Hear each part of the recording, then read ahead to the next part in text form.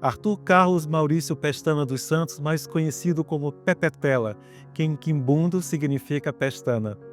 Para a abertura do programa de hoje, escrevi um texto que vou ler para vocês agora. A língua portuguesa é meu psiquismo, meu corpo, minha morada. Ela é o timbre dos meus longes e rasuras, ponte içada para o outro.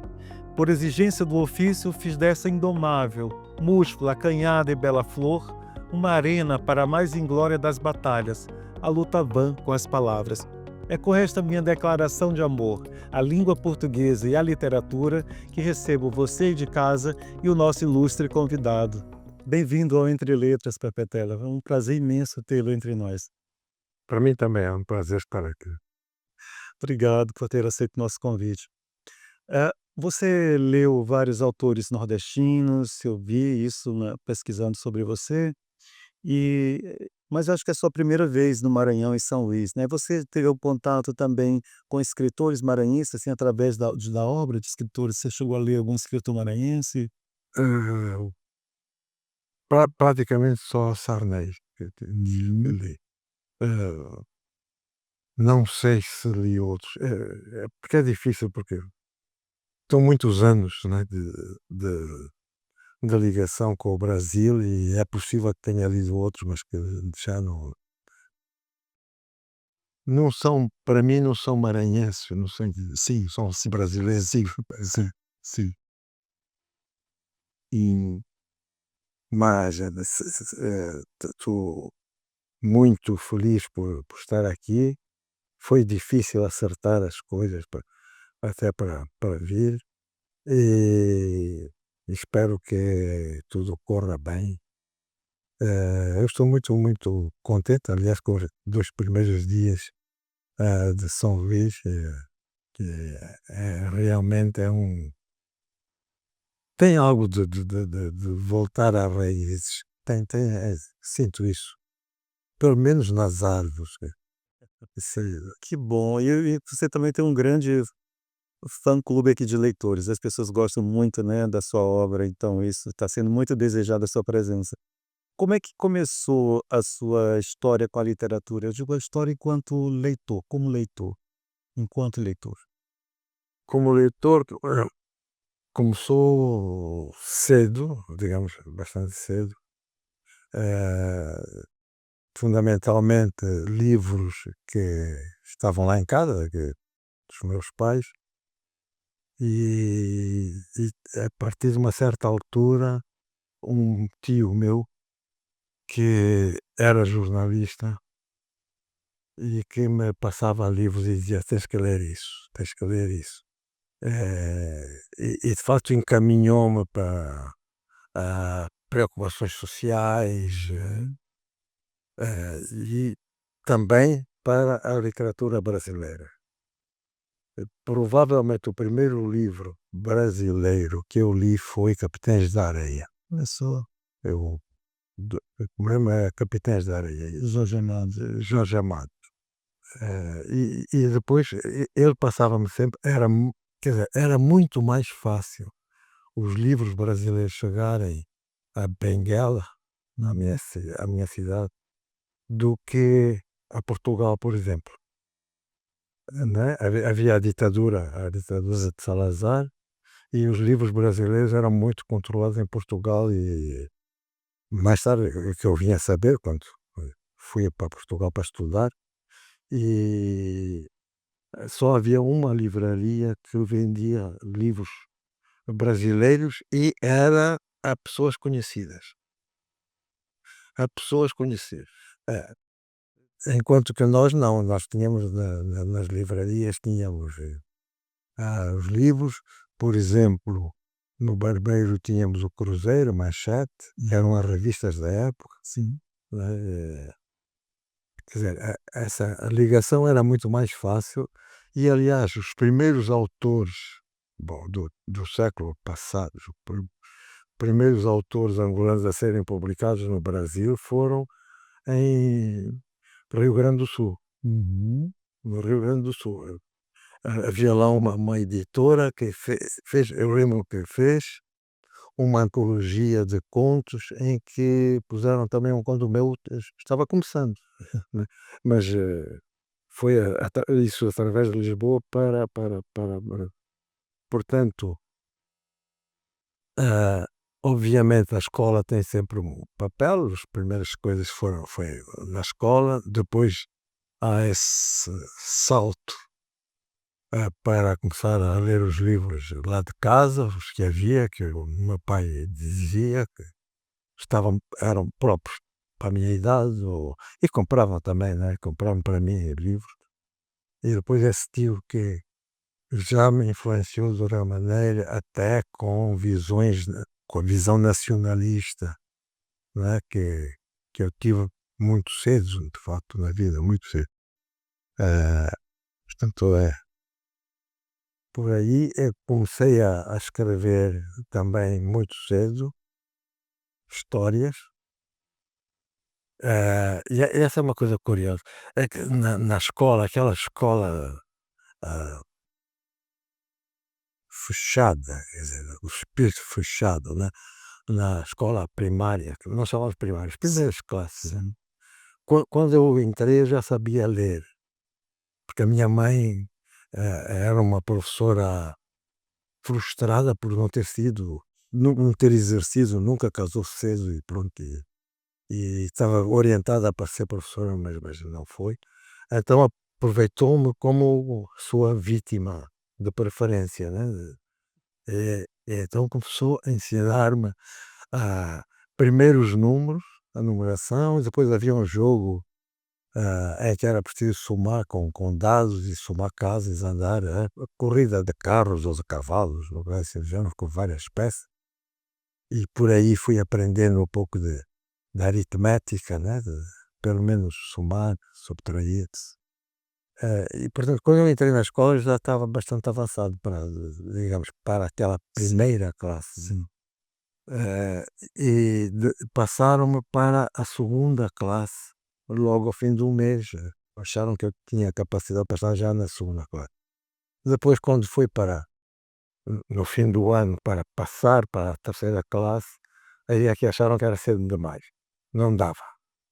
Bom, então a discussão foi essa e fui obrigado a repetir a segunda classe. E então havia as redações, eu acho que aqui isso também se chama redação. Isso é da Suíça. As redações. E era aquilo, havia um livro com as redações, com os temas e com algumas especificidades. E era sempre a mesma coisa também no Brasil. Por exemplo, os animais úteis ao homem. Então havia a vaca, o cão, ou sei lá, o porco, etc. Não. Eu já tinha feito aquilo no ano anterior, tinha que repetir. E aí eu disse: "Não, eu não vou voltar a escrever aquela coisa, porque é que o cão é útil ao homem?". Não. Então escrevi uma história em que o cão era útil ao homem, pronto. Escrevi uma história e disse, e era no tempo em que se apanhava reguadas, né, o castigo era à mão, ah, quer dizer, a época da escravatura não estava assim tão longe dos castigos corporais, brutais. E então a professora leu aquilo, gostou muito, leu para a turma e disse: "Isso é que eu gostava que vocês fizessem". Ela disse: "Ah, já podia ter dito isso há mais tempo, pronto, está bem".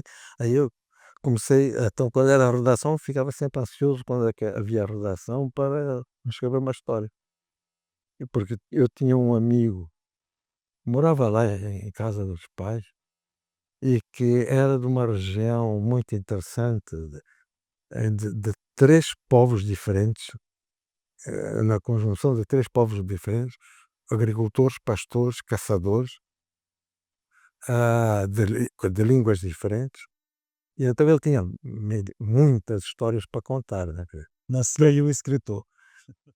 ele era mais velho que eu, nós subíamos para uma acácia que havia à frente de casa, para uma acácia, e ele contava-me as histórias da sua terra. E eu não tinha histórias para contar, né. quando comecei a escrever as redações, então eu levava a redação e lia para ele, para dar uma história. Aí já dava para ele me contar 10, não é? Uma filosofia já era para 10. E acho que foi aí que Você estava se generando. depois sempre Do escritor. Tem algum livro que tenha sido um divisor de águas na sua vida, assim, como leitor? é difícil, há vários já. Eu e depende das épocas, determinada época é muito importante, sim, pois não era, que diminuiu. É difícil. É um livro para cada uma das vidas, né, os Mas textos.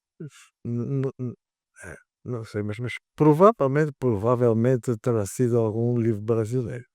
É possível, porque realmente eu li muitos livros brasileiros no princípio, digamos, mas sei lá, o Jorge Amado ou Graciliano, Vidas Secas, talvez fosse por aí. Que já são livros que têm um viés mais também, mais sociológico, digamos assim, né, Exato. um olhar mais sociológico. O Delso Rodrigues, um escritor brasileiro, disse que ele não seria nada sem as pequenas obsessões dele, né. Eu estou curioso para saber se você também tem essas suas pequenas obsessões aí na sua literatura. Mas não respondo agora. A gente vai para um rápido intervalo e volta já já. Não saia daí, hein.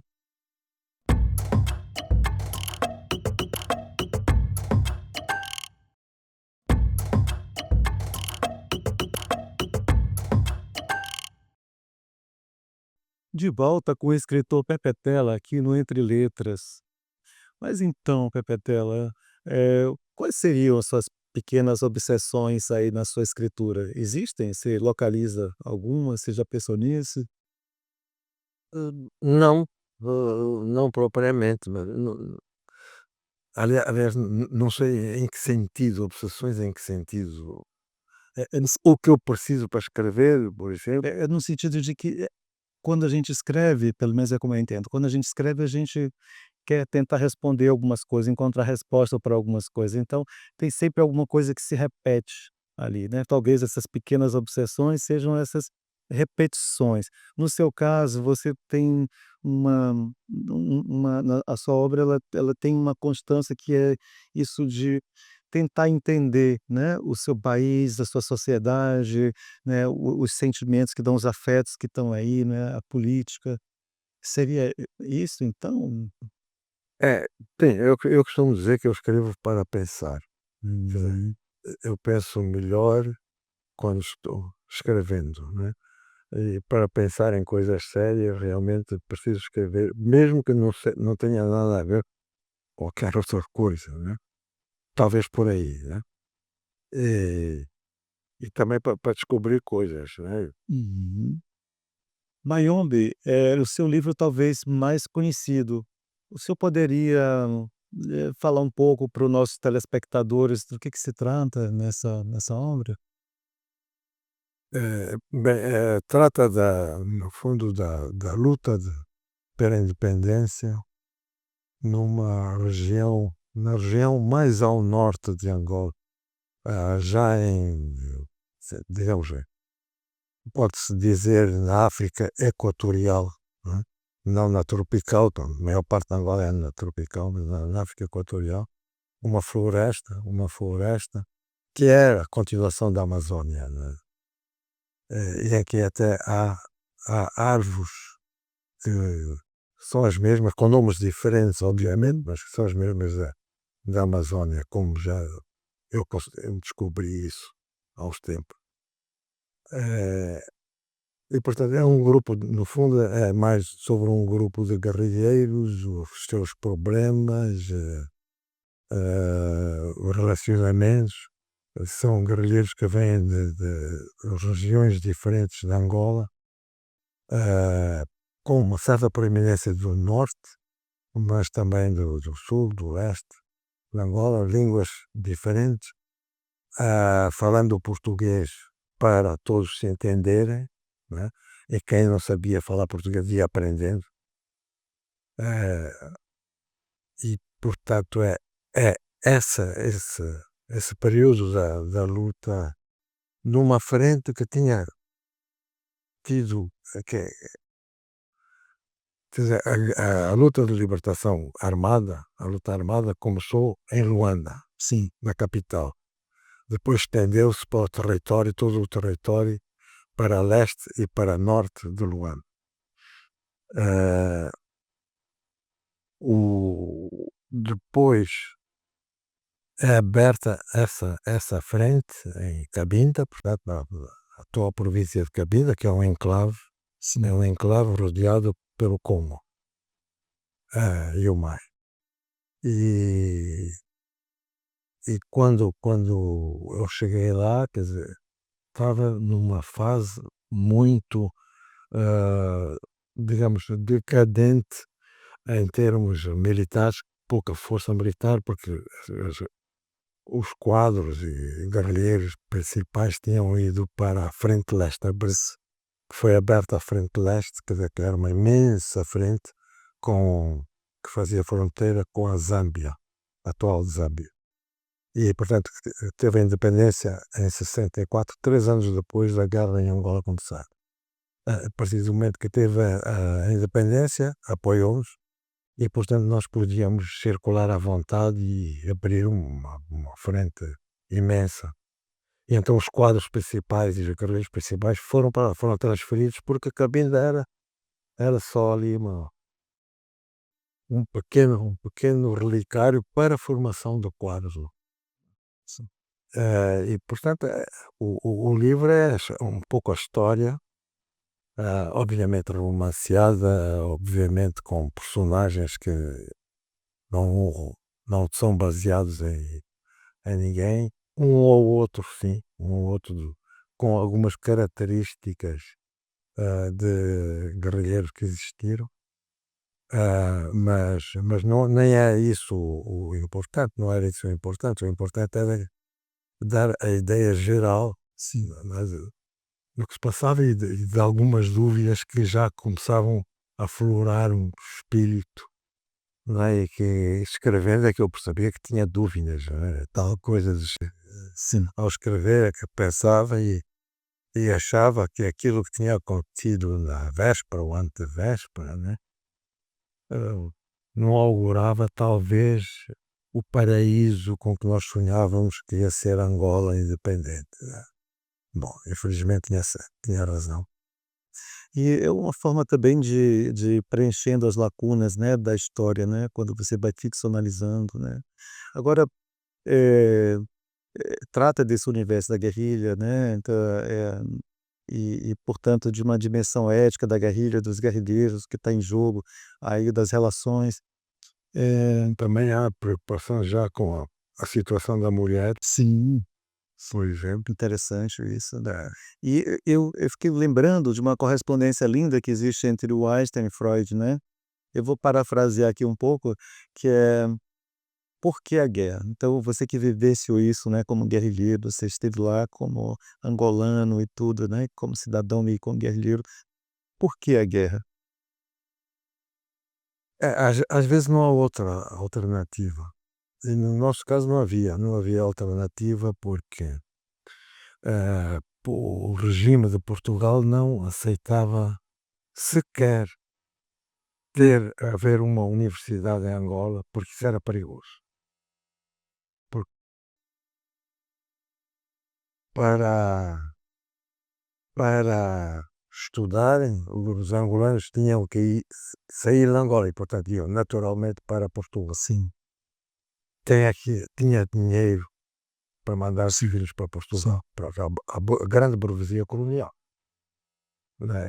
Depois, a um momento dado, já no meu tempo, havia algumas instituições que escolhiam estudantes que tinham tido muito aproveitamento no ensino médio, por exemplo, e davam bolsa de estudo portanto, pagavam os estudos, dos estudantes em Portugal.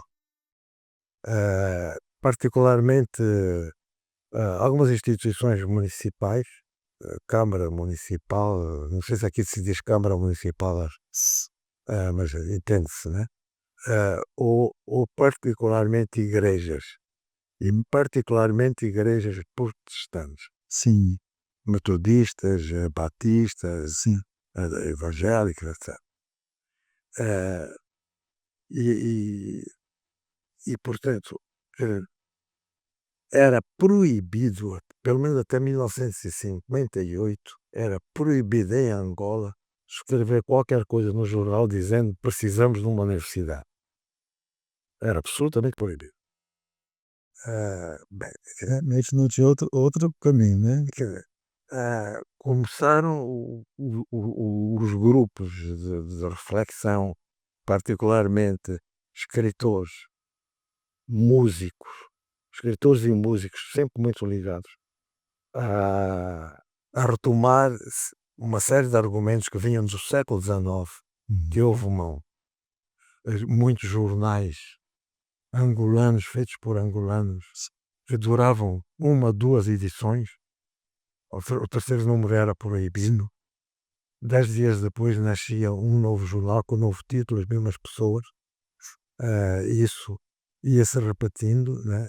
Nessa altura em que estava a haver a conquista do resto do território por causa da Conferência de Berlim, a célebre Conferência de Berlim, em que os europeus dividiram a África no mapa, isto é para aquilo é para aquilo, etc, etc. Bom, ah, e os americanos também assistiram um pouco para legalizar a Libéria, onde mandavam os escravos de regresso, não é? Mas tinham já escravos a mais nos Estados Unidos, já havia leis a impedir, portanto precisavam de mandar para algum sítio, criaram o território Libéria, né? Bom, portanto, os americanos só ficaram com aquele bocadinho da Libéria. O resto foram as grandes potências coloniais, porque Portugal não era uma grande potência, mas realmente tinha avançado para a África e tinha conquistado uma série de território. O, quando um movimento de libertação, em 1960, escreve para a ONU, apresenta uma declaração para a ONU, pedindo negociações para se discutir a possibilidade de independência. 1960 é o ano das independências, em que houve mais independências em África. 1960. Nesse ano, o MPLA, é o partido que até hoje está no poder em Angola. O MPLA escreveu para a ONU e o governo português disse que não admitia sequer conversar com terroristas, né? Que nós não éramos terroristas nessa altura, o máximo que nós fazíamos era escrever umas coisas e passar para pôr, pichar numa parede, né? Ou qualquer coisa, mas era o máximo que se fazia e havia muita gente na cadeia, né? Como, como resolver a situação? A única hipótese era atacar uma cadeia, sim, para libertar os dirigentes que estavam presos, atacar uma esquadra de polícia para recuperar a arma. E assim começou a guerra em Luanda. Nesse caso, eu acho que ou guerra para se defender, e no nosso caso era para, sim, no fundo era para defendermos, sim, a nossa ideia de país, o futuro. A gente também tem uma história de autoritarismo no Brasil que a gente conhece bem essa realidade, né? Então, né? E é muito bonito ver essa resistência, né? Essa adesão das pessoas pela luta pela democracia. Eh, Você veio aqui a São Luís, né, para participar do Conversações de Além-Mar e lançar o seu novo romance, Tudo Está Ligado. Tá tudo ligado aí mesmo na sua literatura, isso tudo que você do primeiro livro até agora, tá tudo ligado. O conta pra gente um pouco mais sobre esse título, né, porque é a grande metáfora do livro, né, o título, então conta pra gente, por favor. Quer dizer, eu não sei se realmente está tudo ligado, né?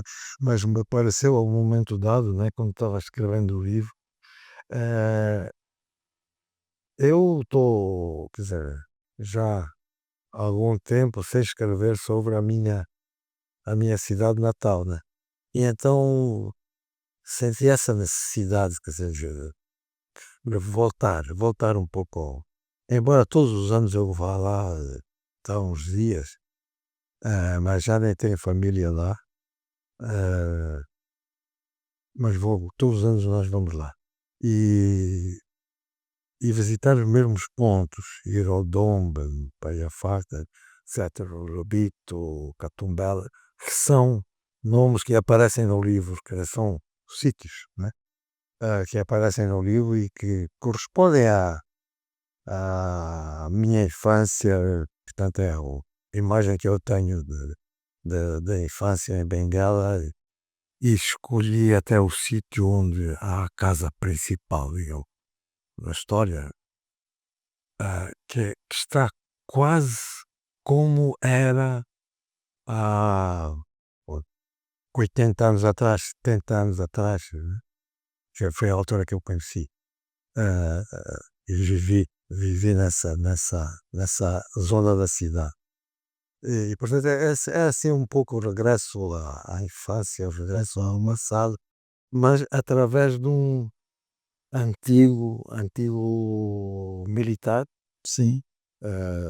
reformado, e que herda, no fundo, é o único herdeiro que aparece daquela casa. Os bisavós começaram a construir, né? E então há também uma referência a um tema que eu aprecio muito escrever sobre isso, sobre os mitos, Uhum. né? E há o mito, portanto, é um mito mesmo da criação do reino de Chiaca, chamado reino de Chiaca, no interior de Bengala, numa montanha, que existiu realmente e que resistiu à ocupação colonial. Mas que não se sabe praticamente, mesmo em Angola, se uma pessoa diz Chiaca, as pessoas não sabem o que é. É muito pouco conhecido. Então eu, como tive o privilégio de conhecer e de ter tido acesso a um estudo de um antropólogo que estudou isso e encontrou, como sempre, várias versões do mesmo mito de como foi criado esse reino. Então, esse meu gosto, por isso que eu já tinha feito no meu outro livro, ir buscar a história, num caso do Nordeste de Angola, na Lunda, com o livro Lués, que é, que é a história da criação do chamado Império Lunda, né? Com a rainha Lués. eh, um outro livro que me socorreu da história, Iaca também, que sei que Iaca tem a ver com Chiaca, porque é a mesma raiz, quer dizer luta, Sim. quer dizer luta, Iaca, luta, e portanto tem a ver povos, com povos guerreiros, digamos, que viviam da guerra, né? E que iam criando estados, pequenos estados, chegaram até ao Congo, iam tomando a capital do reino do Congo. O rei já tinha fugido lá para uma ilha, assim, com, com esta ilha de onde se nasce, e foram os canhões portugueses que conseguiram impedir os Iacas ou Jagas, os portugueses chamavam Jagas, mas são Iacas. De, portanto, eu tinha esse mitos também do Iaca, e alguns estudos, poucos, muito poucos, e para chamar a atenção agora de uma geração que está muito interessada no estudo da tradição, Sim. em Benguela, particularmente em Benguela, e também digamos, a defender a literatura, dos ataques sucessivos das redes sociais, né? Sim. Da grande concorrência. Então também fiz aí um cruzamento com esse. Realmente está tudo ligado. co- e depois, bem, depois já há outros personagens, mas também acabam por estar ligados entre si. Eu, Nossa, a gente está Mas é isso. obrigado, a gente está se encaminhando para o final do programa. Podemos fazer um rápido bate-bola? Não é isso. Hã, escrever é Escrever é pensar. É. porque o senhor escreve? Para pensar, para conhecer melhor as coisas com mais profundidade. O que se escreve quando se escreve? Eu acho que por vezes uma pessoa está escrevendo o futuro e uns tempos depois aquilo que foi escrito, qualquer coisa acontece, né, e a pessoa diz: "Ah, Literatura para o senhor é? não é um modo de vida", porque já não é uma profissão, como diria o João Baldo Ribeiro, né, não é uma profissão para um honesto chefe de família. Já não, a concorrência é muito forte de outras profissões, né. Mas eu acho que é sobreviver. Senhor Pepetela, chegamos ao final desse programa. Gostaria de agradecer imensamente a sua presença aqui no Entre Letras e entre nós, em São Luís do Maranhão. Foi um prazer. Pra E é claro que agradecemos você também, aí de casa, que nos acompanhou atentamente nessa conversa aqui deliciosa com o querido escritor Pepetela. Eh, a gente fica hoje por aqui, mas a gente volta com mais novidades para vocês, mais entrevistas e entrevistados interessantes. Até lá.